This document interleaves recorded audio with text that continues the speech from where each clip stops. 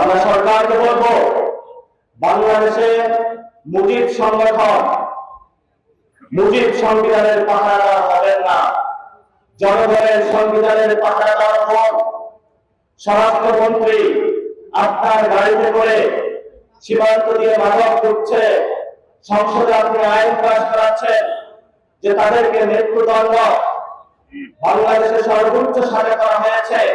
তাহলে যারা আজকে মাদক নিয়ে আপনার স্বরাষ্ট্র মন্ত্রণালয়ের গাড়িতে করে মাদক নিয়ে ইয়াবা নিয়ে ধরা গেল, তাদের বিষয়ে আপনার সুস্পষ্ট আমরা বক্তব্য চাই। আমরা আগেই বলেছি, স্বরাষ্ট্র মন্ত্রণালয়ের অনেক কর্মকর্তা, স্বয়ং স্বরাষ্ট্রমন্ত্রী বাংলাদেশের মাদকের সাথে জড়িত।